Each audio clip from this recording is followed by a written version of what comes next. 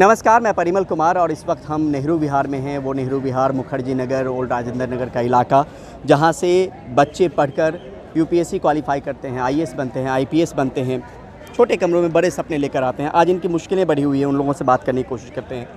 किस तरह की मुश्किलें हैं आप लोगों के सामने? अपने नाम भी बता दीजिएगा।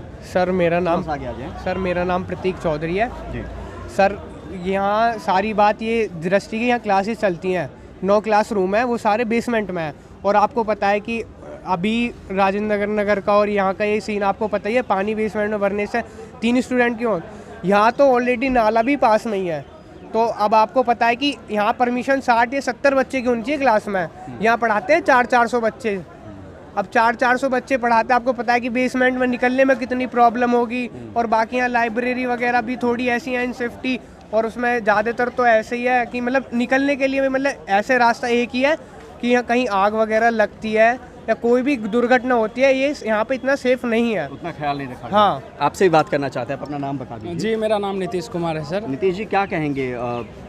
कितनी मुश्किलें, मतलब हम ये सोच कर तो नहीं आते कि नॉर्म्स फॉलो किए गए हैं कि नहीं किए गए, हम तो पढ़ने आते हैं। जिस तरीके से सर हम लोग जिस उम्मीद से आते हैं सर, उम्मीद लेकर के अपने गांव ग्राम से लेकर के दिल्ली में आते हैं पढ़ाई करने के लिए, तो उस स्थिति में सर जो हम लोगों का रिक्वायरमेंट है सर, वो रिक्वायरमेंट पूरा नहीं करते हैं। और पैसे तो लेते हैं 2000, 2500, 3000 रुपये लेते हैं लाइब्रेरी में, लेकिन 10 बाई 10 के रूम में लाइब्रेरी चलता है, जिसमें 20 से 25 बच्चे को बैठाया जाता है। उस स्थिति में सर हम लोगों को इंफ्रास्ट्रक्चर जो होना चाहिए, वॉशरूम का इंफ्रास्ट्रक्चर होना चाहिए, और भी वो सब कुछ भी नहीं है सर। आप चल के देख सकते हैं, कहीं वॉशरूम नहीं है सर। मतलब नॉर्म्स को फॉलो नहीं किया जाता है, बिल्कुल नहीं किया जाता, वो भी नहीं किया जाता है। नहीं, बिल्कुल नहीं किया जाता है सर। और भी कुछ लोग आप बात करेंगे, इधर आइए।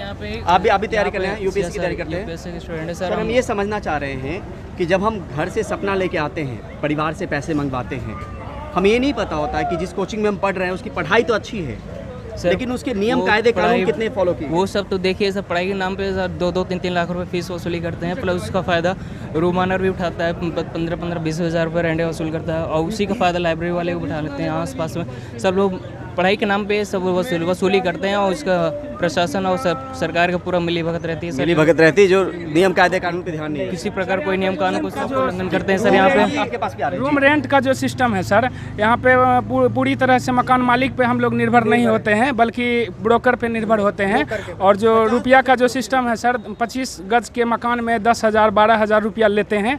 और उस तरीके से ना वेंटिलेटर है सर, ना ऑक्सीजन प्रॉपर हम लोगों के रूम में आता है सर। बहुत स्थिति जो है नाजुक है सर।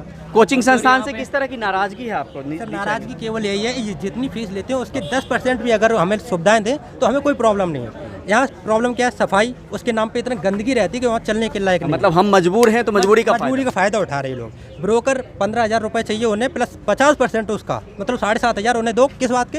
हम तुम्हें रूम दिखा रहे हैं, अरे हमें नहीं देखना है, 4 फुट का ये नेहरू हम देख लेंगे, तुम्हारी जरूरत नहीं, क्यों बीच में? और तीसरा, मकान मालिक सर रूम भी हम लोगों को नहीं देते, ब्रोकर के थ्रू ही आप आइए, क्योंकि ब्रोकर और मकान मालिक का समन्वय है सर। बच्चे से डायरेक्ट मकान मालिक डील नहीं करते हैं सर।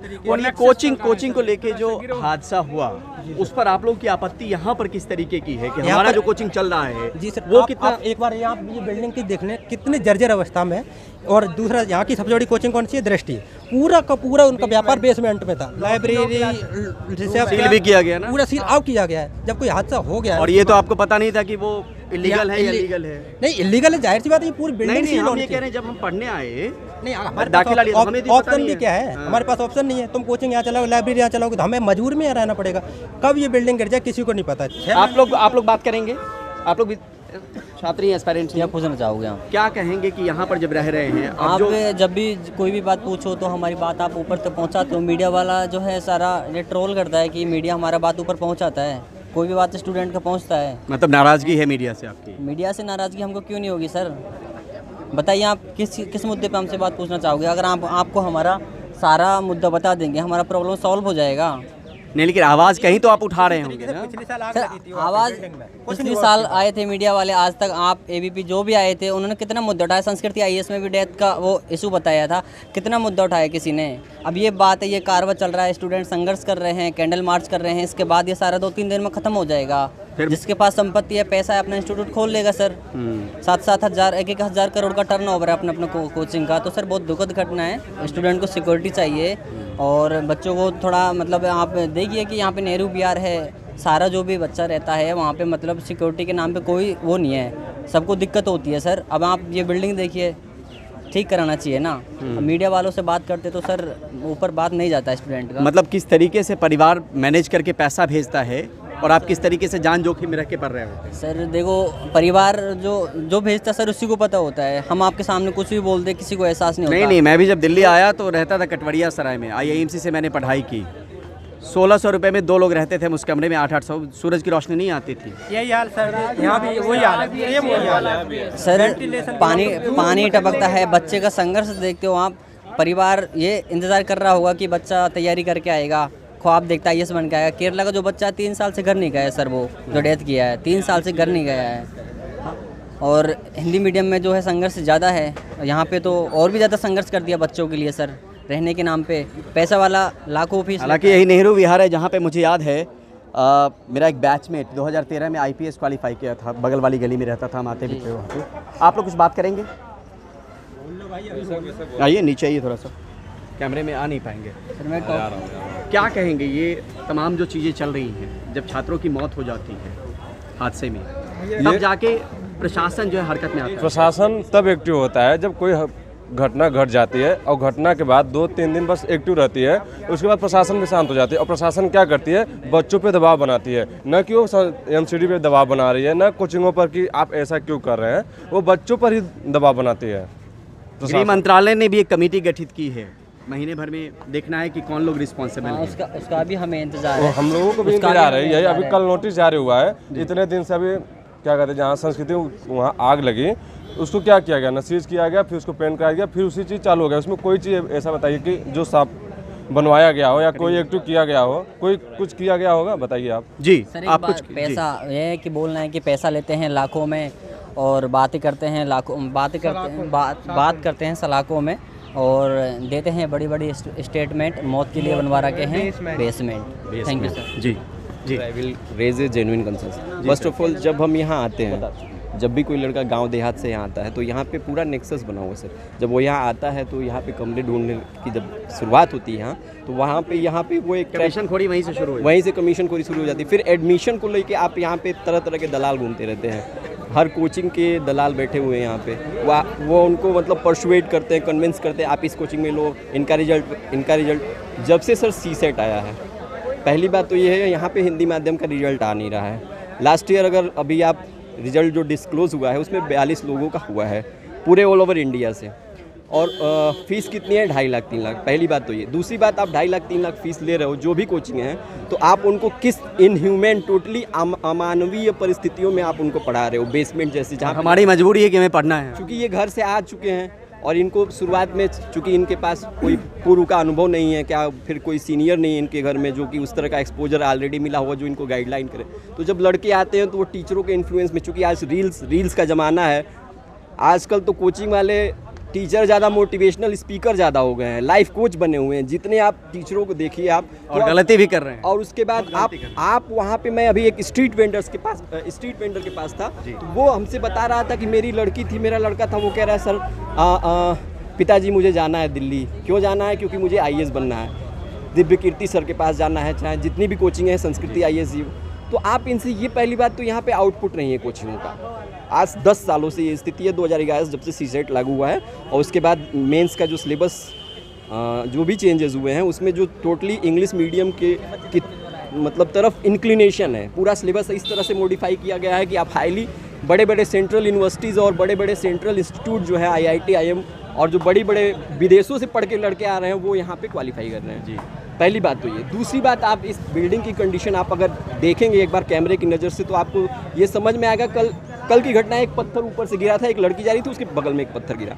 तो पहली बात ये कि MCD क्या कर रही है, दिल्ली गवर्नमेंट क्या कर रही है, सेंट्रल गवर्नमेंट क्या, सबकी जानकारी में या उनके संज्ञान में चीज़ें नहीं है? बिल्कुल है चीज़ें संज्ञान में, लेकिन कार्यवाही नहीं होती है।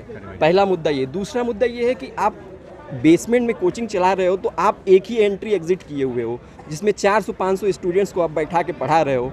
उसमें आप AC भी प्रॉपर तरीके से नहीं चला रहे हो। जब वहाँ से कोई भी अगर माइनर एक सेफ्टी मेजर से, एक फायर का भी कोई मतलब कंसर्न इशू हो गया, तो जब वहाँ से वो भीड़ निकलेगी, नैरो एस्केप जोन है सर, नो एस्केप जोन। बड़े हादसे का इंतजार। एक बड़े हादसे का इंतजार कर रही है। यहाँ के छात्र हैं, जो नए छात्र आते हैं, उनको तो ये लगता है कि हम पढ़ने वाले, बहुत तैयारी करके बहुत अच्छा, फिर वो 2-4 साल 5 साल रहते हैं तो उनको समझ में आती है चीज़। जब तक वो समझ में आती है चीज़ें, तब तक उनका शोषण हो चुका होता है। ये नैरो एस्केप जोन बना रखा है सर पूरा। सरकार से क्या मांग करेंगे? सरकार से मांग ये है कि पहली बात तो ये है कि एमसीडी यहाँ पे जितनी बिल्डिंगें हैं और जितनी यहाँ पे ये प्रॉपर्टी डीलिंग का काम चल रहा है, और किस तरह से अवैध वसूली हो रही है, और किस तरह से इलीगल टैक्सेस वगैरह जो रेंट पे आप जानते हैं रेंट एग्रीमेंट हो रहे हैं, और किस तरह से उसमें हर साल इंक्रीमेंट हो रहा है, कैसे उनकी रेंट बढ़ाए जा रहे हैं, तमाम चीज़ों पे वैल्यू पे ध्यान दें। उसके बाद सेफ्टी मेजर्स तो आप देख ही रहे हैं, फायर सेफ्टी क्या है, बिल्डिंग का क्या, कंस्ट्रक्शन एग्जिट को लेके एग्जिट को क्या है, और या कितनी स्ट्रेंथ होनी चाहिए एक प्रॉपर क्लास में, एक क्लास की स्ट्रेंथ कितनी होनी चाहिए, और क्या बेसमेंट में पढ़ाई होनी चाहिए कि बेसमेंट पार्किंग के लिए बनी है। आप इन चीज़ों पे कंसर्न है जनरल। Thank you sir. मुद्दा कल से आप लोग संघर्षरत हैं। जी जी हाँ जी, यहाँ का सबसे पहले तो मैं बताऊंगा कि यहाँ का आप सोसाइटी तो देख लिए, कैसा क्या देखने में लग रहा है, कैसा क्या है। सबसे पहले मुद्दा तो ये है, और कोचिंग भी देख रहे हैं कि किस तरह से कोचिंग चल रही है यहाँ पे। और सबसे पहले तो यहाँ का मान लीजिए कोचिंग 2.5-3 लाख रुपया फी लेते हैं, फी एफर्ट करना, सिक्योरिटी नहीं है, सिक्योरिटी कुछ नहीं है। आप भी जानते हैं कि गांव घर से बच्चे आते हैं, कोई अच्छे फैमिली से नहीं आते हैं, नॉर्मल फैमिली से आते हैं। सबके परिवार जो हैं किसी तरीके से किसानी करके, किसी तरह से पैसा अरेंज करके यहाँ फी एफर्ट करते हैं। उसके बाद आपको 2.5-3 लाख रुपया फ़ी पेमेंट करते हैं। उनके बच्चे सुरक्षित नहीं हैं। ये तो सबसे बड़ी बात हो गई। सरकार को देखनी चाहिए, एमसीडी वाले को देखनी चाहिए कि हाँ क्या कर रहे हैं, क्या कहाँ गलती हो रही है, उसको सुधारना चाहिए। कोचिंग आपके पास पैसा है, आप कोचिंग चला रहे हैं, उनके जिनके बच्चे मरे जा रहे हैं वो क्या करेंगे? उनको भी तो देखना है आपको कि आपके पास पैसा है, पावर है, आप कुछ कर सकते हैं। उनके पास तो पावर पैसा कुछ नहीं है, वो तो कर्ज लेकर के कहाँ से पैसा अरेंज करके आपको पैसा देते हैं। प्लस में यहाँ पे 25 गज के बिल्डिंग में जाइए, आप देखिए 25 गज के बिल्डिंग में 15,000-9,000 रुपया रेंट लेते हैं। डबल से ट्रिपल रहने नहीं देते हैं, नहीं उसमें पानी सही से आ रहे हैं, नहीं कुछ आ रहे हैं। लाइब्रेरी देख लीजिए आप, लाइब्रेरी 3-3 हज़ार फी लाइब्रेरी को दो, आप 9,000-10,000 रूम रेंट दो। एक नॉर्मल फैमिली कहाँ से अरेंज कर पाएगी? और जिंदा रहो कि ना रहो ये पता जिंदा रहो या ना रहो उसका कोई गारंटी नहीं लेता है। तो ये सिर्फ नेहरू विहार की स्थिति नहीं है, ओल्ड राजेंद्र नगर हो, मुखर्जी नगर हो, नेहरू विहार हो, गांधी विहार हो, ये तमाम जगह जहाँ पे बच्चे आते हैं अपने सपनों को लेके आते हैं, वहाँ की स्थिति बहुत ख़राब है। और इस घटना ने एक बार फिर से इन सबको एकजुट किया है। कुल मिलाकर स्थिति यही है कि हालात जिस्म सूरत जहाँ और भी ख़राब, चारों तरफ ख़राब, यहाँ और भी ख़राब। इस तरह की वीडियोज़ हम और आपके पास लेके आते रहेंगे। हमारे साथ बने रहिए, देखते रहिए, दिखाते रहिए किड डोक्रेसी। बहुत बहुत शुक्रिया, बहुत बहुत धन्यवाद।